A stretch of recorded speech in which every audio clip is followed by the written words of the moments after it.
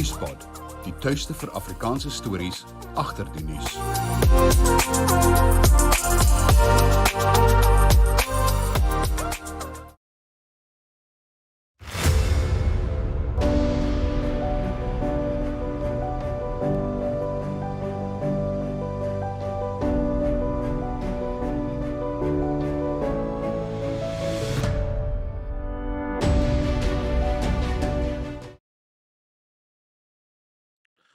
Goeiemôre en baie welkom by Stroom op, Nuuspod se daaglikse kommentaar op koerantnuus en ander aanlyn nuus. En in ons nuusbulletin vanoggend, die Israeliese eerste minister reik 'n waarskuwing teen die militêre Hamas groep uit. Die Eskom raadsvoorsitter Makwana bedank en die All Blacks hoop om Ierland se wenloopie in die kwart eindronde te beëindig. Die eerste minister van Israel, Benjamin Netanyahu, waarsku die militêre Hamas-groep dat hy groot moeilikheid moet verwag. Meer as 900 mense is sedert Saterdag dood toe Hamas Israel ingeval het. Minstens 600 mense is in Gaza dood nadat Israel teenaanvalle uitgevoer in reaksie op aanvalle deur Palestynse militante. Israel het sy bombardement van die Gaza-strook verskerp as vergelding teen Hamas se ongekende oorgrensinval. Netanyahu sê sy land se optrede gaan die Midde-Ooste verander. Die IFP doen intussen 'n beroep op alle partye betrokke by die Israeli-Palestynse konflik om hulle wapens neer te lê en 'n betekenisvolle dialoog te begin om permanente oplossings te vind. Meer as 900 Israelies is dood soos reeds berig, sedert die inval teen Israel geloods is. Die IFP sê hy bly steeds by sy verbintenis tot 'n twee-party-staat oplossing waar Israel en die Palestynë saam as onafhanklike en soewereine state in vrede en welvaart kan leef. Die minister van Openbare Ondernemings, Pravin Gordhan, het bevestig die nie-uitvoerende direkteur en voorsitter van die Eskom Raad, Makwana, het bedank. Hy gaan by die Kragnutsmaatskappy se algemene jaarvergadering aan die einde van die maand uittreë. Mteto Nyati sal as tussentydse voorsitter aangestel word. Makwana se bedanking volg in dieselfde jaar dat Eskom 'n uitvoerende hoof en hoofbedryfsbeampte moes afstaan. Gordhan sê die regering se pogings om die kragverskaffer te stabiliseer en dit in 3 onderlinge maatskappye, opwekking, oordrag en verspreiding te verdeel, is steeds op koers. Die Suid-Afrikaanse Kommuniste Party verbind hom tot die herkonfigurasie en hernuwing van die 3-party-alliansie om uiterste ongelykheid en hoë werkloosheidssyfers aan te spreek. Die party erken die toewyding van sy alliansievennote, die vakbond Federasie Kusatu en die ANC met hierdie poging. Die SAKP herhaal sy vasberadenheid om 'n sterk sosialistiese beweging te vestig. Die party is bereid om diegene wat die heropstelling van die alliansie teenstaan te konfronteer voor die komende verkiesing aanstaande jaar. AfriForum Jeug verskerp sy pogings om te verseker die EFF Student Command word by die Universiteit van Pretoria gediregistreer. Die stap volg nadat die Student Command betrokke was by voorvalle van haatspraak, intimidasie en onlangse gevalle waar studente wat nie swart is nie, toegang tot die kampus geweier is. Die versoekskrif van die studenteorganisasie bevat 4000 handtekeninge en vra vir optrede teen die gedrag wat mense volgens ras uitsluit. Die woordvoerder van AfriForum, Renay van der Vyver, kritiseer die universiteitsbestuur omdat hulle nie van die EFF se optrede gedistansieer het nie.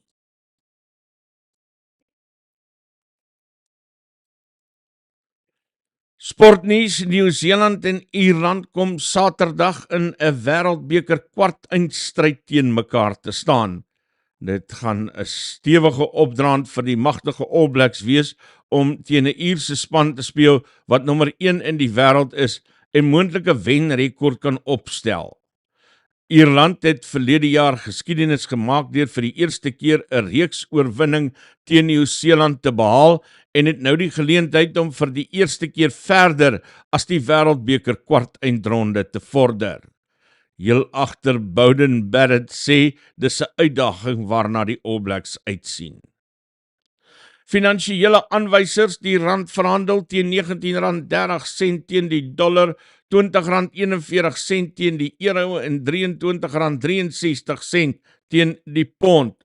Bitcoin verhandel teen $27.586 en die prys van goud is op $1.864 per fyn ons, terwyl Brent olie teen $87.99 per vat verhandel. Dis die einde van die nuusbulletin hier op Stroom op. Goeiemôre. Hartlik welkom by ons nuusbesprekingsprogram en ek sien Shamaine sê sy's bly die groenes raak al hoe meer. Ek dog, Shamaine, waarvan praat jy? En toe besef ek, dit gaan oor daai groen kolletjies langs party mense se name. Dit beteken hulle het as lede aangesluit by Nuuspod. In hierdie stadium is daar nie spesiale voordele vir lede nie, want ek het lankal al beloof en ek wil nie van daai belofte afwyk nie, dat al die materiaal, al die inhoud hier op Nuuspod is gratis, is verniet, almal moet toegang hê tot daartoe. Maar mense, dit is 'n werklikheid. Nuuspod, om dit te kan doen, staan ek regtig vroeg in die oggend op, ek werk lang ure deur die dag, en daar is uitgawes hieraan verbonde, ek gaan nie jok daaroor nie, en soos wat julle wat nou van die begin af saam met my kom, weet, is daar nou al heel wat toerusting, wat ek aangekoop het en wat regtig help om hierdie ding al hoe beter te maak.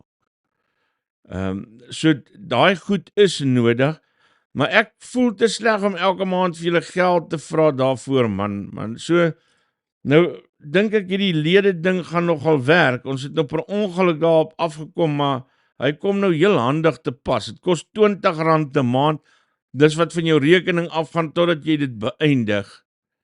En as ons 'n klomp mense genoeg by mekaar kry, om so aan te sluit en deel te word van die kanaal, en ek hou aan om werk te lewer wat julle tevrede hou, dan kan ons selfs begin om van die advertensies uit te sny.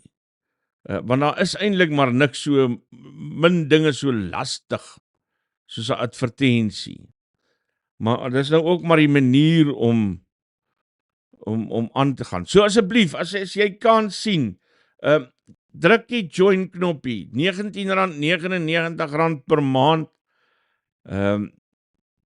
en jy kry vir hele maand nuusdekking. Jy het toegang tot al Nuuspod se programme, al die inligting wat ons weergee. Ek dink is iets om te oorweeg. Daar's 'n net ook, sy's ook groen, en Patches is groen. En Patches sê, hoe langer jy loyaal bly, sal die kleur verander. En Gerard Strydom wat sê die donkergroen is so, hy, julle is lelik. Ek word saksvyk. Nee. Mens kan julle ook nêrens heen vat nie. Nou gesels ek met my goeie vriend Ricardo Arendse, daar in die Kaap. Hy is mos nou deesdae 'n prize winning, award winning Dramaturg. Ek is lekker trots op hom hoor. Want ons het saam na Melville gekarring en gesakkel om aan die lewe te bly. Ja, baie goed. Maar nietemin, ek gesels met Ricardo. Hy is besig om hierdie wonderlike verhoogstuk te skryf oor die voortrekkers. Man, ek kan nie wag dat hy klaarkom nie. Nou gesels ons so oor ons vooroordele wat ons so oor en weer het. Toe vertel hy vir my. En dis iets wat ek al agtergekom het as ek daar op die Kaapse vlakte al rondgekarring het. Sê van nee, maar jy moet nie dink is net wit mense wat vooroordele het. Die colours is lekker. Hulle kan ook maar lekker vol vooroordele. Ek check julle uit, nee. Ek weet ons het heel wat bruin luisteraars en kykers hier, en ek dink ook 'n paar swart kykers. So die boodskappe wat ek al gekry het hier op stroom op. So check julle hoor. Ons check julle. Julle vooroordele hier kom onder rokke laat uithang. Goeiemiddag, ek vat 'n slukkie kaptein se moer. Hier staan hy reg voor my. Uit Amok se beker uit. Magdag. Maar dit is lekker. Dis lekker. Kom ons gaan, ek wil luister, wat gaan in die sportnuus aan? Hou vas en dan net hierna luister ons sportnuus.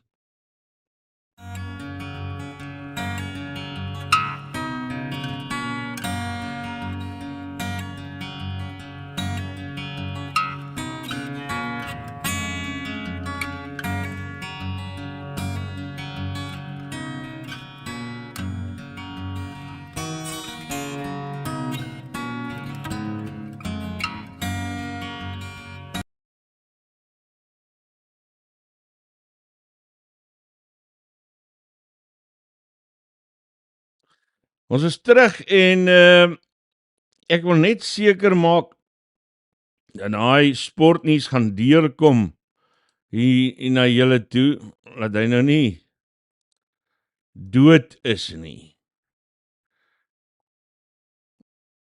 Hy behoort nou deur te kom. As ek hom maar sit, daar gaan hy. Goeiemôre, ek is Johan Deploy met jou sportnuus. Nieu-Seeland het hulle tweede agtereenvolgende wedstryd gewen by die Cricket Wêreldbeker deur vir Nederland te klop met 99 lopies in Hyderabad. Die Kiwis het 322 vir 7 aangeteken met 50 talle vir Will Young, Tom Latham en Rashin Ravindra. In antwoord daarop is dit Nederland wat uitgebal word vir 223 met die linkshandige draaibouler Mitchell Santner wat 5 paltjies geneem het. Vandag is dit Engeland teen Bangladesh in Dharmasala en vir albei spanne is dit hulle tweede wedstryd. Verdedigende kampioene Engeland is geklop deur Nieu-Seeland in die openingsstryd, terwyl Bangladesh begin het met oorwinning oor Afghanistan. Engeland kaptein Josh Butler sê hulle is gretig om terug op die speelveld te kom. Very much looking forward. No, we didn't play as well as we can in the last game, and you're always desperate to put that right, both individually and as a team. So there's plenty of hunger in the group, and yeah, we're excited to get back on the field. And yeah, everyone's desperate to get out and put in a really good performance. In rugby nuus, Nieu-Seeland en Ierland kom Saterdag in 'n groot wêreldbeker kwartfinale te mekaar te staan. Dit gaan 'n taai stryd wees vir die magtige All Blacks om teen 'n Ierse span te speel wat nommer 1 in die wêreld is en moontlik 'n wenrekord kan opstel. Ierland het verlede jaar geskiedenis gemaak deur vir die eerste keer 'n reeks oorwinning in Nieu-Seeland te behaal en het nou die geleentheid om vir die eerste keer verder as die wêreldbeker se kwartfinale te vorder. Heel agter Bowden Barrett sê dis 'n uitdaging waarna die All Blacks uitsien. We learnt a lot during that series. Some of the most challenging times we've faced as an All Black team and personally, losing a series in our backyard. But what we know is the beast that Ireland are, and if you allow them to dictate up front and play the way they want to, they're a tough team to stop. So Ireland in the quarterfinals, it's going to be great because there's a lot of us who are pretty keen to get one up on them.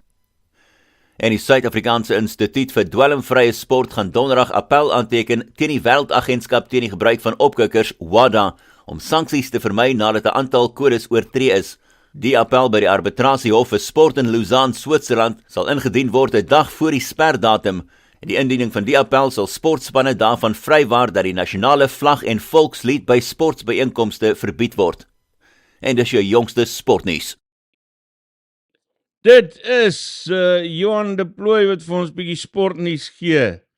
Jossie wat daar sê, Dominee Sakkie, hier's heel wat kalits op die program. Ons kyk hoe, yes man, is lekker om te weet, Ek wonder, ken julle van my ou vriend Ricardo Arendse? Yes, ek is lekker trots op hy breinklong. Hy maak mooi dinge. Luister, nou praat my vriend Dani Krauter, hy is mos 'n kaasmaker, uit Clarence se wêreld uit. Nou, dat weet hy gisteraand vir my, hy kyk toe na ons program van gister, en hy wil hom net vir ons laat weet, terwyl ek en Arnaldo toe nou sit en gesels oor die rugby, en hulle lag lekker, omdat ek so uit Engels uit hardloop. Laat weet hy vir my, hey, julle moet hom so klein bietjie terugdink, nee. Onthou julle dat Rassie betrokke was by Munster? En hy wat Dani Krauter is, daai kaasmaker daar van Clarence, as jy mooi kyk, dan speel die ure soos wat die Suid-Afrikaners speel.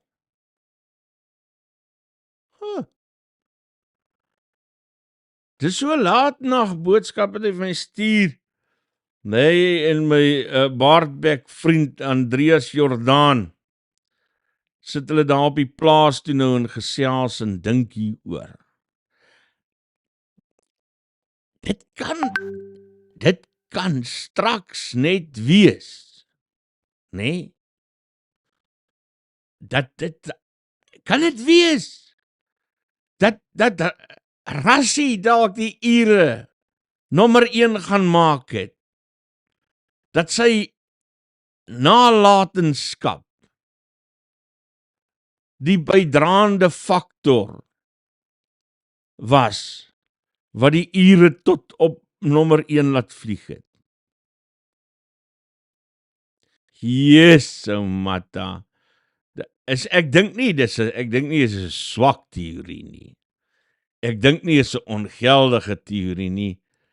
Hey, ek dink is 'n baie, baie geldige teorie. Mens kan dit gerus verder bespreek. Kom ons gaan kyk landbou nuus net hierna, dan is ons terug en dan gee ek vir julle inligting oor die nuutste land.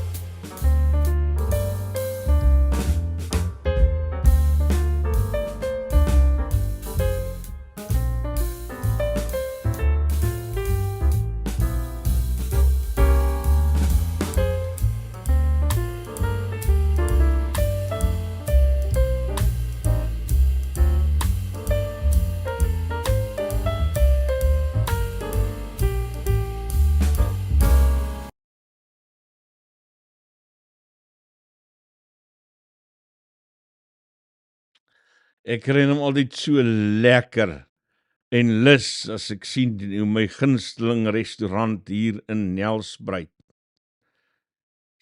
En daai kos van hulle lyk net soos in die advertensie, maar nog beter. Hulle maak regtig lekker kos. Moet hulle nie verbygaan as jy hier in Nelspruit kom nie, hoor. As ek jy is, vat ek die Citybak. Kom eet sommer hier vir die lekker daarvan. Brahman-teelers versoek om omvattende prestasiedata in te dien, berig landbou.com.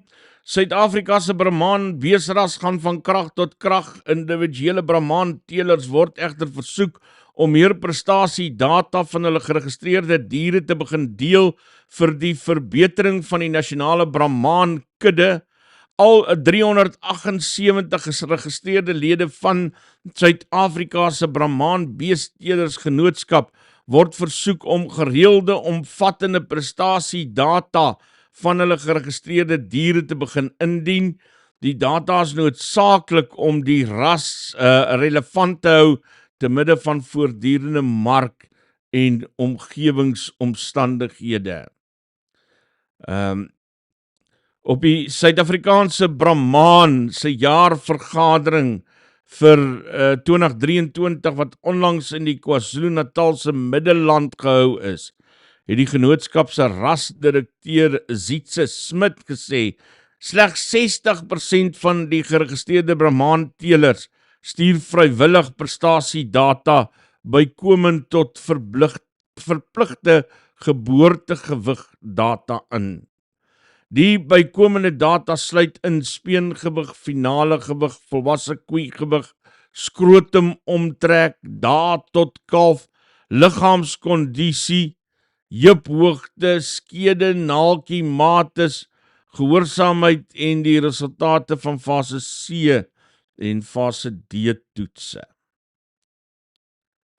En dan Wayne Porter, president van SA Brahman, sê die ras het groot vordering gemaak om op hoogte te bly met wetenskaplike ontwikkelings wat belangrik is vir die ras.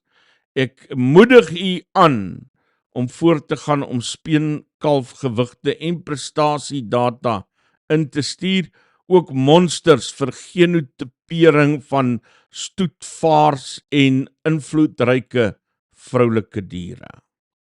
Daar het jy dit. Stuur in daai inligting. Stuur in.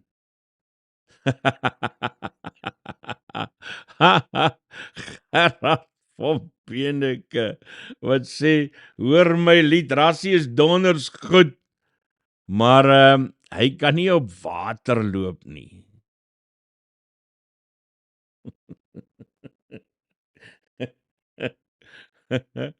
Man,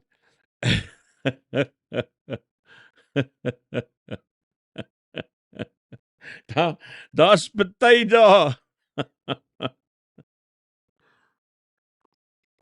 Daar's party daar dat ek wonder of hy nie maar rassie van Nasaret kan wees.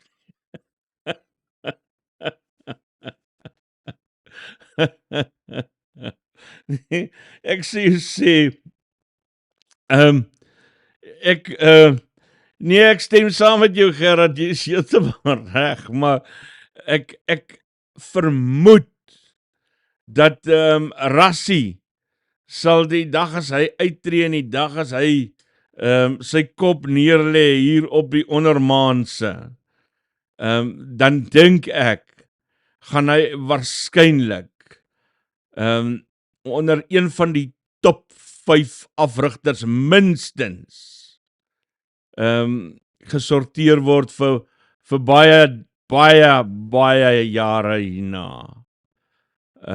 Ek dink daar is maar min mense wat die game so visionêr sien. Soos rassie. Ek sien hier tuis, nooi my uit na Australië toe. Ek gaan sommer tuis, op die rug van 'n walvis. Ja man, ek wil sommer met julle beklei. Daar's party mense wat lyk my van geboorte af met 'n suurlemoen in hulle hol rondloop.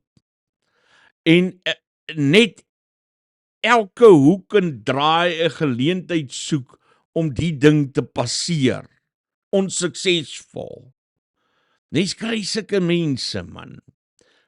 Mos jy hele tyd so trek op hulle gesig. Soos wat hulle mos nou sukkel om te passeer. En dit is net, jy kan nou jy moet net iets sê nie, maar die Here weet, hulle weet altyd beter. Wie wat nie, ek is so gatvol vir smalende mense. en ek is so windgat, nee, dat ek bereid is om te sê, I don't need you here. Ek soek lekker mense, man, mense saam met wie jy kan braai. As jy suurlemoen in jou hol het, moenie hierdie program kyk nie. My magtig man, nou Thys daar vir ons 'n lekker video gewys, en ek en hy het 'n slip-up gemaak. Hey, sorry man. Nou sal 'n paar mense met sulke smalende opmerkings, nee. Wie nie, jy kon dit totaal en al anders hanteer. Ek gaan vir jou wys hoe anders kon jy dit hanteer het. Check hierdie nice ou, nee. Nick Richter. Hy bly ook nou daar in Australië, laat weet hy vir my. Hy skryf, hoor sy mooi boodskap. Hy skryf, hi Isak, ek kuier nou in Australië by my kinders en volg jou op Nuuspod. Hierdie kan dalk lig werp op die wit walvis wat hier gesien is. En dan stuur hy vir my 'n beriggie wat hy raak gelees het. Migaloo is an all-white humpback first spotted in 1991 off Byron Bay, Australia. He's the only confirmed genetically albino humpback whale in the world and was named Migaloo by a local Aboriginal collective in Hervey Bay, which means white fella. En ek het gedog, hier's dis nice. En hy stuur toe ook vir my 'n kaart om vir my te wys waar is Byron Bay. Ek gaan nou vir julle wys. Hy stuur toe ook vir my 'n kaart om te wys waar Hervey Bay, is dit Hervey Bay, Hervey Bay, hier kom hy. Stuur hy vir my 'n kaart. Wie nie, hoe freaking, wat het dit nou gekos vir die ou? Net so 'n bietjie nice. Hey Isak, hoorie, ek het dalk ander inligting wat julle kan help. Wat my laat twyfel oor sy inligting, en dis nie kritiek teen die inligting nie, is die feit dat Thys gesê het, hy dink dis 'n koei wat hy gesien het met 'n kalf. En as dit die waarheid is, dan beteken dit dat daar wragtig nog 'n albino rondhol in die waters. Maar hey man, this is the freaking attitude we need. Jy kom staan en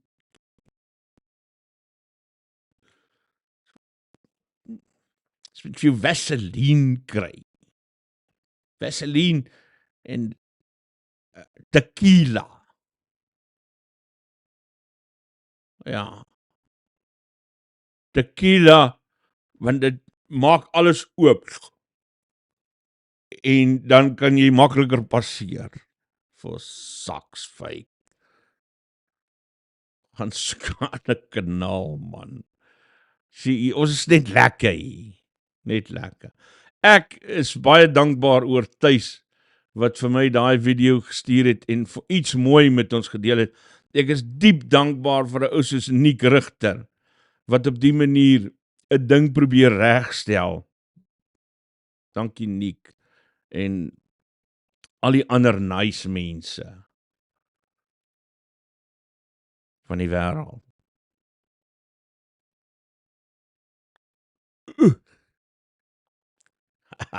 Kom ons gaan aan. Ons gaan kyk na die koerant. Lag, ek nou vir myself simpel, terwyl ek eintlik veronderstel is baie ernstig te wees, want ek het julle nou uitgetrap, man. Vat 'n slukkie kaptein se moed.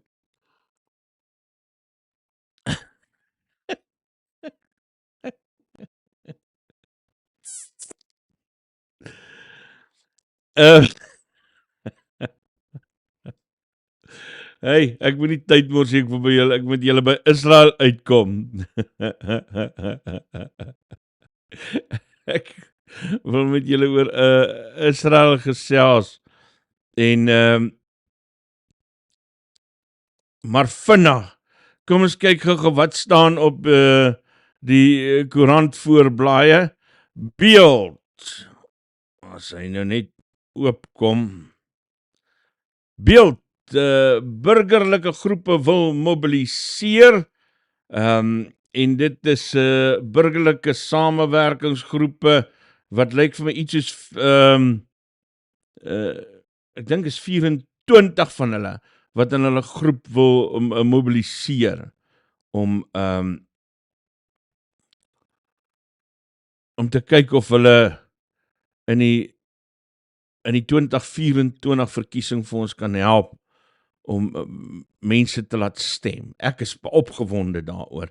Ek is, weet jy nie, en dit wys nou net weer vir jou. Baie mense het John Steenhuisen se idee afgeskiet en krities daaroor gewees en so aan. Maar hy het dit 'n klomp goed oopgemaak. En 'n klomp dinge gaan hier uitkom. We have a chance, a very slim chance, but we have a chance.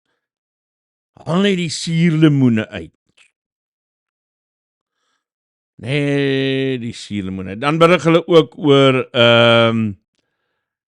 rowers wat sê 'n kind sal oukei wees, maar ma sien skoot is te hoog. En ek wil hom bietjie groter maak net om vir jou te sê. Jaden Lou, 14 jaar oud, wat deur 'n aanvaller doodgeskiet is. Papsfontein. Ek het daai berig vroeër gelees en ek het gedink, dis die seat. Dis nou tyd. Ons moet terugslaan. Ons moet terugslaan. Die burger berig ook oor die burgerlike se saamstaan poging teen die ANC en Volksblad het ook dieselfde hoofberig wat daaroor handel. Dan net vinnig, as ek julle deur van die Engelse koerante kan vat, The Citizen Hulls in Border Control Wall is hulle opskrif. Cape Times, Imam Haron, it was murder. Star, cholera drained life out of victim. Cape August, split over Middle East bloodshed. In Pretoria News, ook the Star, essay divided on Gaza conflict. Ek dink dit is van gister se koerante, wat ons hiervan praat.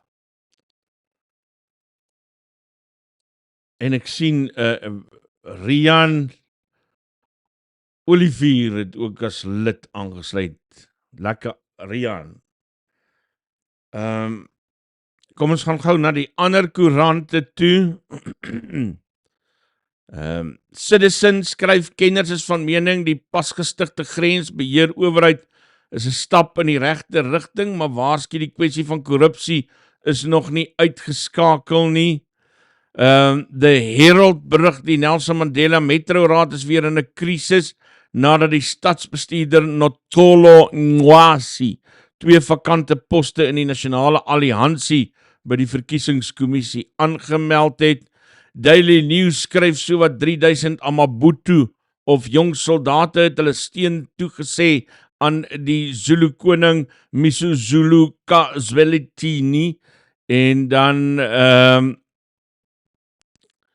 Business Day berig die nie uitvoerende direkteur en voorsitter van Eskom, Mpo Makwana, het bedank. Hy gaan by die kragnutsmaatskappy se algemene jaarvergadering aan die einde van die maand uittree.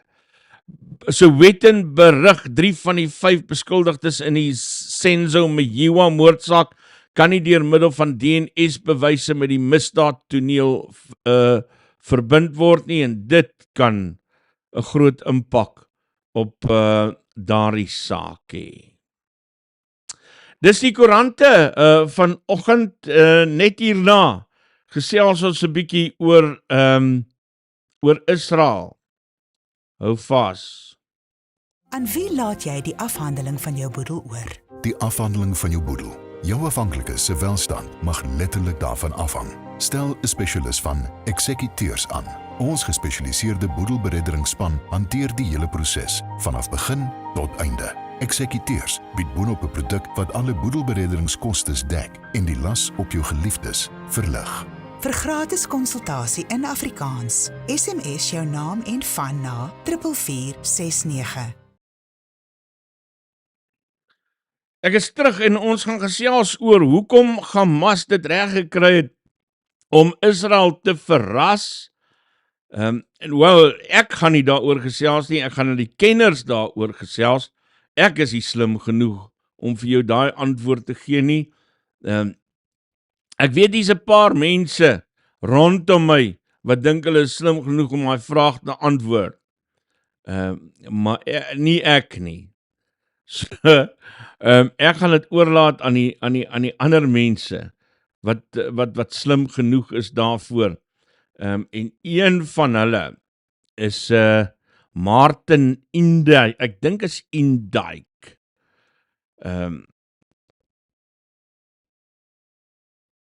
Hy is 'n slim ou by die council. En nou moet ek daai naam net reg kry, as jy my oomblik gee. Dan kan ek nou vir jou sê, hy's 'n Alawi Distinguished Fellow in US Middle East Diplomacy by die Council on Foreign Relations. En hy het nou nogal, kan jy hoor, hy weet nogal wat aangaan daar in daai wêreld. En wat die antwoorde op die vrae is wat mense daaroor het. Een van die plekke waar julle kan gaan lees wat hy te sê het, is foreignaffairs.com. Why Hamas attacked and why Israel was taken by surprise. A conversation with Martin Indijk. En 'n lekker insiggewende gesprek hier wat hulle neergepen het. Wel, neergepen in vandag se term is eintlik ingesleutel het of so iets, nê. Maar ek het ook vir jou ek het ook vir jou 'n gesprek met Martin, 'n media konferensie wat hy saam met verskeie ander mense gehou oor die naweek, waar hierdie vraag aan hom gestel word, en ek gaan 'n stukkie nou hiervan vir jou speel, en dan terwyl ek dit speel, Delia, sal ek vir jou die bankbesonderhede gee. Hier kom Martin Indijk en 'n paar ander sprekers, Steven Cook, Ray Takei, en hulle vir 'n paar minute lank kan jy luister hoe hulle die saak bespreek.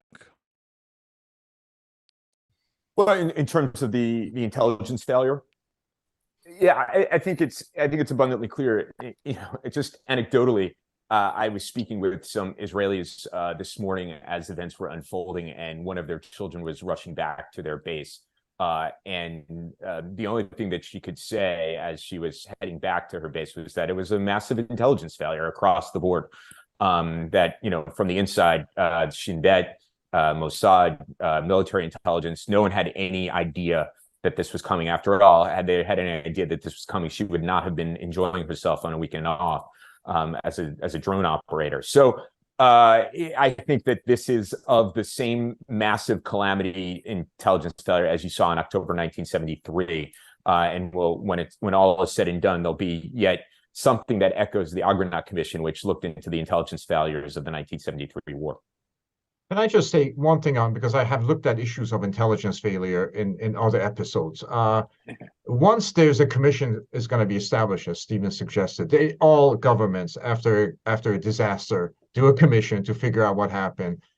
And you will see in those analyses that information was available about this sort of a thing coming up.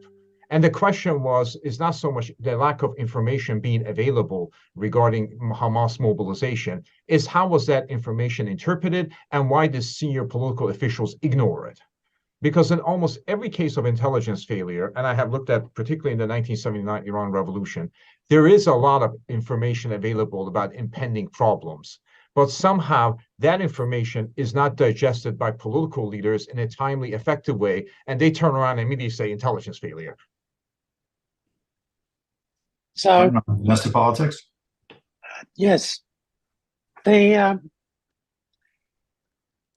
division that was created in Israel by the judicial reform efforts of this far-right government, I think it's pretty clear, was a huge distraction, in particular for the army, where you had thousands of reservists saying they would not serve, and pilots who the Air Force operates on a reserve system saying they would not serve.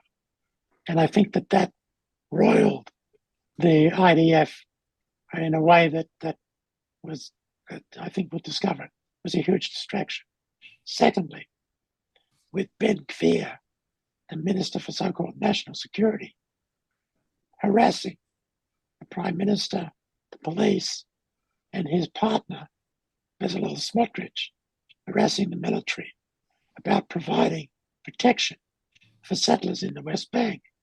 There appears to have been a build-up of Israeli regular forces in the West Bank to protect the settlers. And that may be, I emphasize maybe, the reason why the border towns and kibbutzim along Gaza were left unprotected in this situation, which is otherwise very hard to believe that it could happen. Certainly, the protest movement, half of Israel basically, has now jumped to the conclusion that that is what happened, that the preoccupation with protecting and promoting the settlement enterprise caused a distraction from kibbutzim and town dwellers along the border to settlers in the West Bank. I think beyond that, there's been long now a sense of the dysfunction of this far-right government. And one thing to watch is that the leader of the opposition, Yair Lapid, put out a statement today after meeting with the Prime Minister in which he said that he had offered Netanyahu a narrow coalition of the center-right that would be the Likud under Netanyahu, Lapid and his party, and Benny Gantz and his party, that would essentially form a majority, push out the far right, and work as an emergency government that would provide much greater confidence on the part of the Israeli people. We will see whether Netanyahu decides to renounce the far right and join with the center. It's a risky thing for him, but he is in a very dangerous position now because the failure is on his watch. The casualties are on his watch, and he is politically in deep trouble. Megan, next question. We'll take the next question from Sean Tandon. Hey there, thanks for doing this call. It's sort of a basic question, but I was wondering what do you think of the timing for why Hamas did this? What are the factors? I mean, could the Saudi-Israel normalization prospect be enough that they wanted to reframe the narrative, put the interest back on the global interest back on the Palestinian issue? Is it also because of the anniversary of the Yom Kippur War? What do you think the factors are there for Hamas? And also, maybe this goes to Ray's point, the role of Iran.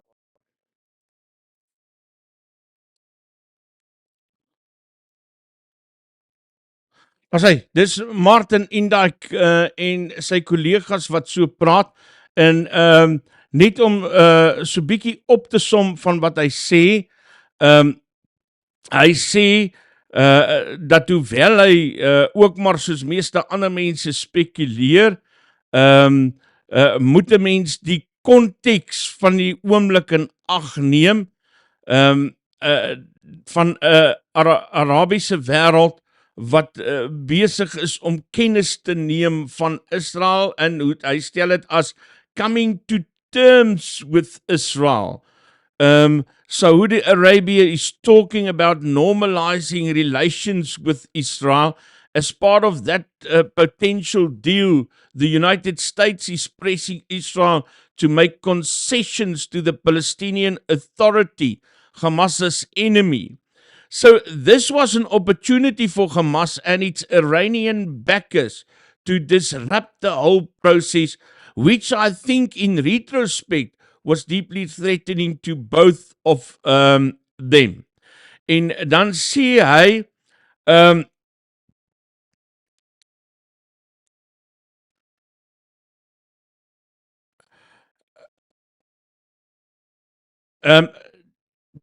op 'n vraag oor will the current political instability in Israel affect decision making there, I say I think all of that falls by the wayside for now.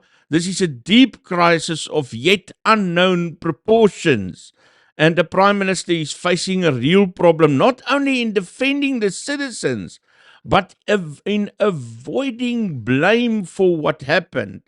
En dit is dwars deur die bank nogal die siening, as ek luister na die ontleeders hieroor op verskillende kanale, dat dit Benjamin Netanyahu se een groot probleem op die oomblik is hy gaan nie die blaam hiervan ontkom nie, en dat hy waarskynlik aan die einde van sy politieke lewe is. En dan op die vraag oor dat dit amper presies 50 jaar tot op die dag toe is, na die verrassingsaanval van die Arabiere op Israel in 1963, wat uitgeloop het op die Yom Kippur oorlog.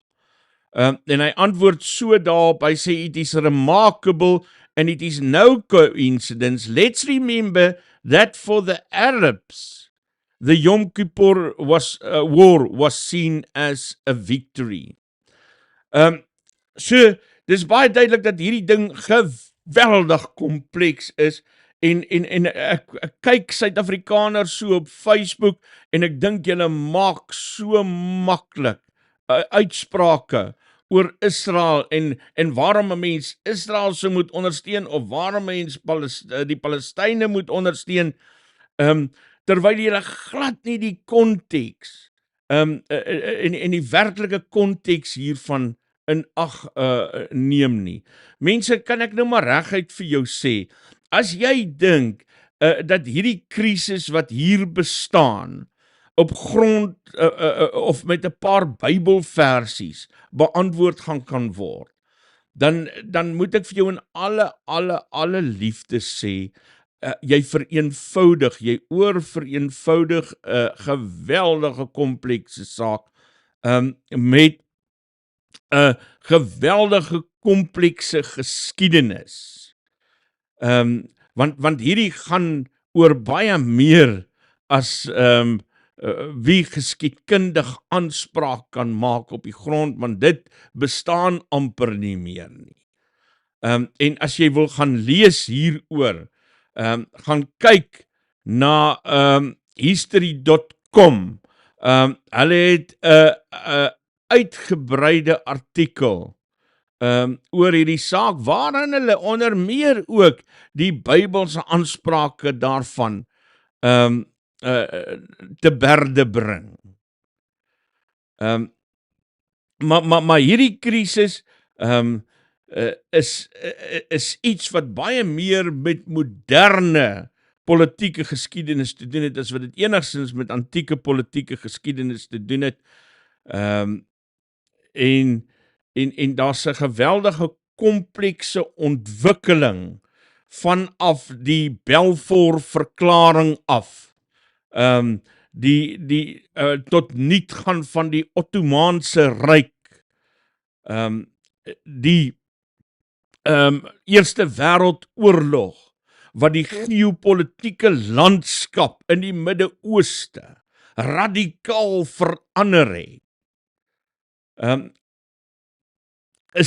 Is alles goed wat jy in ag moet neem. Die konflik tussen die Jode en die Arabiere. Die Jode wat vanuit verskillende dele van die wêreld teruggevlug het na 'n stuk grond toe. Die Britte se rol hierin, wat uiteindelik gesorg het dat hierdie stuk grond daar uitsien soos wat hy vandag uitsien, met jou Gaza strook tussen die see en Israel ingedruk, die Wesbank en die Golan Heights.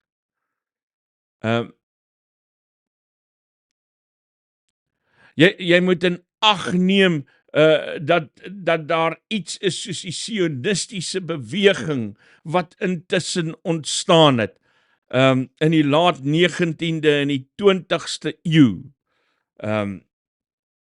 Die Jode wat 'n tuisland in Palestina wou hervestig.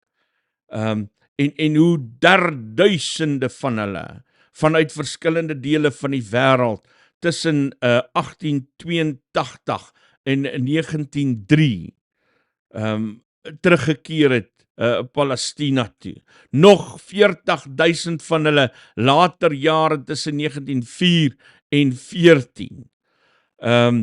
Baie Jode wat in Europa gebly het en in ander dele wat vervolging gevrees het tydens die Nazi-regime, wat toevlug gaan soek het in Palestina en sionisme omhels het en aanvaar het. Dan kom die Verenigde Nasies se plan wat goedgekeur word vir Israeli onafhanklikheid. Wat toe nou Palestina en die ander dele van mekaar geskei het. In Mei 1948 is Israel amptelik verklaar as 'n onafhanklike staat met David Ben-Gurion, wat toe nou die hoof van die Joodse agentskap was, wat eerste minister geword het. En daar, op daai punt, op daai geskiedkundige oomblik, ontstaan hierdie ongelooflike konflik. Ons dink aan 1948, die Arabies-Israeli oorlog, die Swiss-krisis, die 6-dag oorlog in 1967, waar Israel vir Egipte, Jordanië en Sirië in 6 dae korte mette met hulle gemaak het. En beheer van die Gaza-strook oorgeneem het van Sinai, die Skiereiland, die Wesbank, Golan Heights, die Yom Kippur oorlog waarvan ons nou gepraat het, 1973. Toe Egipte en Sirië lugaanvalle teen Israel gevoer het op Yom Kippur dag. Die gevegte het vir 2 weke lank aangegaan totdat die Verenigde Nasies 'n resolusie aanvaar het om die oorlog te stop. Syrië wat gehoop het hulle kan Golan Heights terugwen gedurende hierdie veldslag.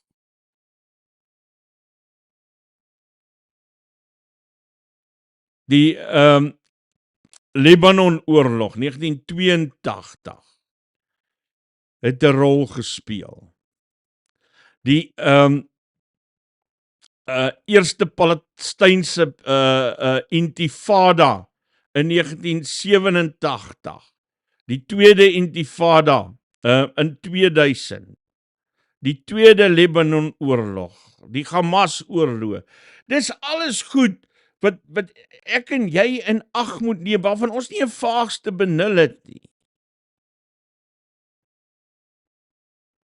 En vandag is die gevegte tussen die Palestynë en die Israel so gemeenplaas, dat dit eintlik amper deel is van hulle lewe. En nou is daar verskillende oplossings hiervan, waarvan een die 2-staat oplossing is, wat deur allerhande goed gekompliseer word.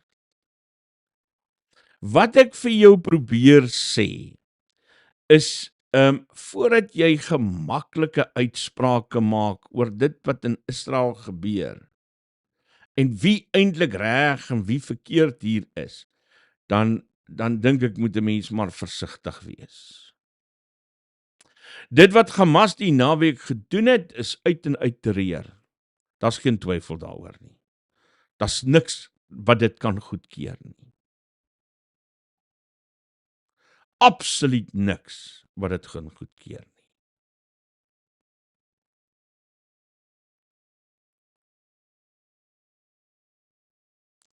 Maar ek dink dis 'n hartseer situasie waarin ons versigtig moet wees om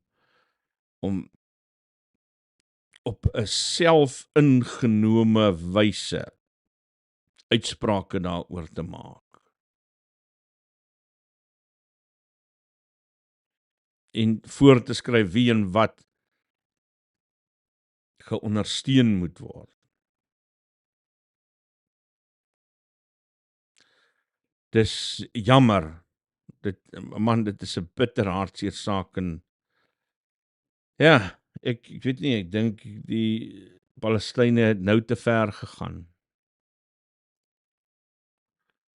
Hulle het nou baie, baie ver gegaan.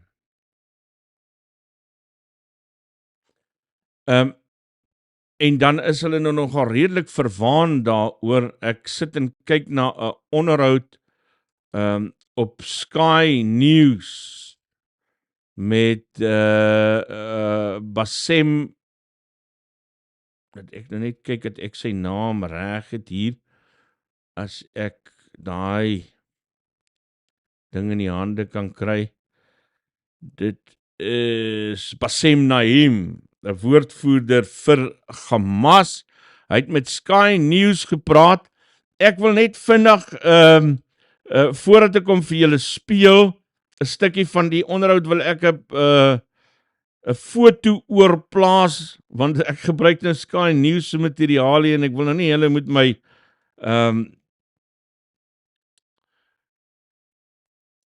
hulle moet nou vir my Kataza hier oor nie.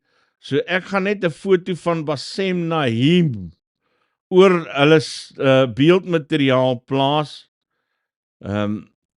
En kyk of ek hulle op die manier kan kill. Ja, kom ons kyk. Daar is hy nou. Nee, is ons nou op die regte plek. Ja. Daar is Basem Naim en ek gaan nou op die vraag of hulle burgerlik is aangeval het, gaan ek vir jou sy antwoord aan Sky News speel. That you as a well-respected journalist and well-respected channel to adopt the Israeli propaganda. I think no one can confirm any of these news. We have the original story. Well, sorry to interrupt. Sorry to interrupt. Are you saying that civilians have not died? we didn't kill any civilians. It depends What on how about the to- 260 bodies? What about the 260 bodies at the music festival? Do you realise how absurd that sounds? Now, within the operation, I cannot confirm this Israeli propaganda because we have also news and videos showing that Israel and what Israel is today doing inside Gaza, based on the so-called Hannibal doctrine to kill thousands of Palestinians, including the hostages. And this is an adopted doctrine by the Israeli army. Hang on, Israel is just sorry to interrupt you, but Israel says more than 700 civilians have been killed. They have been appearing at hospitals, in morgues. The Israeli military have released pictures of some of the 260 bodies at a music festival.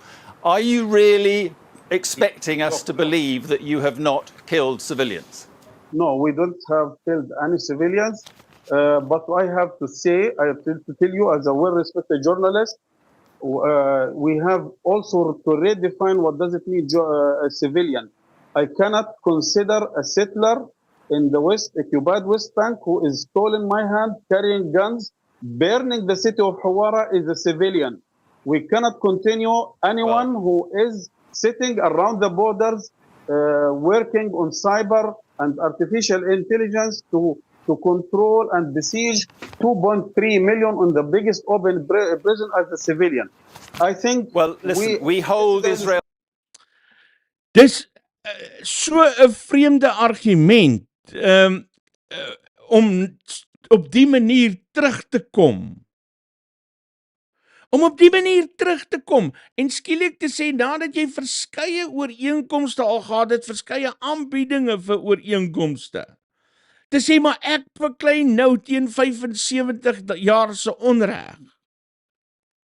En dan nou op hierdie manier soos wat hy nou gemaak het, te sê maar ons het nie civilians doodgemaak nie, want dit is eintlik maar settlers en 'n klomp mense met cyberwerk en so aan en crazy.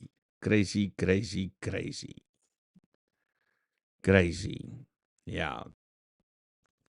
Luister, ek gaan net so 'n minuut of 2 aan, want daar's 'n ander ding wat ek vir julle wil wys, asseblief man. Ek wou dit gister al vir julle gewys het. En wat 'n wonderlike wetenskapstorie het ek vandag vir julle. Ek wil net daai Basem Naim uitvee en dan gaan ek oh man, hier is 'n wonderlike storie. Fossil snake traces another world first find on South Africa's Cape South Coast. In a recently published article in the journal Ignos, we described the first snake trace in the fossil record which we found on South Africa's Cape South Coast. It dates back to the Pleistocene epoch, and our studies have shown that it was probably made between 93,000 and 83,000 years ago, almost certainly by a puff adder. As this is a world first, our research team was obliged to create a new ichnogenus and ichnospecies, Anguinigmus linearis, to describe the distinctive pattern in the sand registered by the puff adder. The puff adder is a not uncommon sight on the Cape South Coast today, and with good reason strikes fear into residents and visitors. It cytotoxic venom can cause the loss of a limb or worse. We found the trace fossil in the Walker Bay Nature Reserve adjacent to Grootbos, just over 100 kilometers south of Cape Town. Intriguingly, a longhorned buffalo, an extinct species, had walked across the same dune surface soon after the snake left its trace. We know this because one of the buffalo's tracks is superimposed on the puff adder trace, slightly deforming it. The puff adder and longhorned buffalo traces were found on the surface of a loose slab 3 meters long and 2.6 meters wide, which had become dislodged and fallen down on the beach from overlying cliffs. What a lovely, lovely story. Fossil snake traces, another world first find on South Africa's Cape South coast. Ching. Lekker storie, man. Lekker storie. Luister, so, dit bring my aan die einde van die program. Net hierna kom ek terug, so hier by 15:15 se kant, en dan gesels ons in met respekte gesê, gaan ek nou vir julle sê waaroor gesels ons vanoggend, en ek sien julle net hierna. George, alle heil en seën, steek hom stinkie. Ons praat weer met mekaar.